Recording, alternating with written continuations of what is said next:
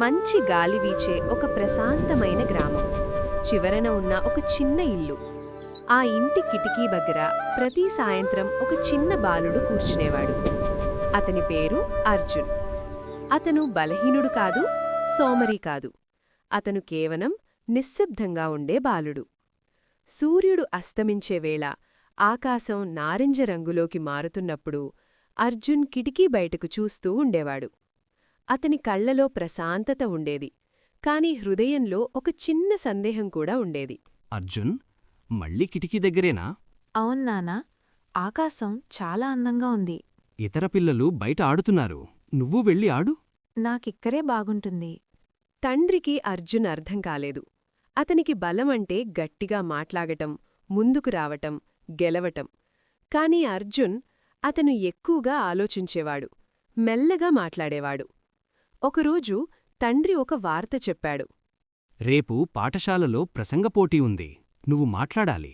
నానా, నాకు స్టేజ్ మీద మాట్లాడటం భయం. భయం? జీవితంలో గెలవాలంటే గట్టిగా మాట్లాడాలి. ఆ రాత్రి అర్జున్ నిద్రపోలేకపోయాడు. కిటికీ దగ్గర కూర్చుని చంద్రుణ్ణి చూస్తూ ఉన్నాడు. అప్పుడు అతని పక్కన అమ్మమ్మ వచ్చి కూర్చుంది. ఏమైంది బాబూ? అమ్మమ్మ, నేను బలహీనుడినా? ఎందుకలా అనిపించింది? నేను గట్టిగా మాట్లాడలేను. చంద్రుడెప్పుడైనా అరిచాడా? లేదు. అయినా అతని వెలుగు అందరికీ కనిపిస్తుంది కదా.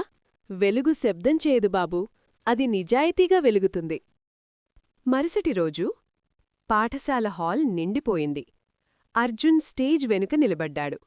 చేతులు చల్లబడ్డాయి. గుండె వేగంగా కొట్టుకుంది.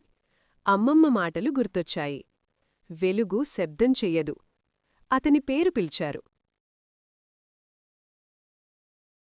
అందరూ బలం అంటే గట్టిగా మాట్లాడటం అనుకుంటారు.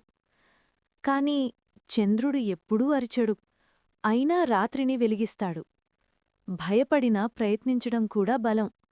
నిజంగా ఉండడం కూడా బలం. నేను గట్టిగా మాట్లాడలేను, కాని నేను నిజాయితీగా మాట్లాడగలను. కొన్ని క్షణాలు నిశ్శబ్దం.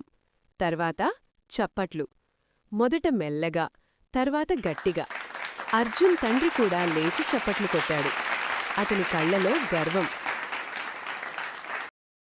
అర్జున్, నిజమైన బలమంటే ఏమిటో నువ్వు నేర్పించావు. నేనా నానా?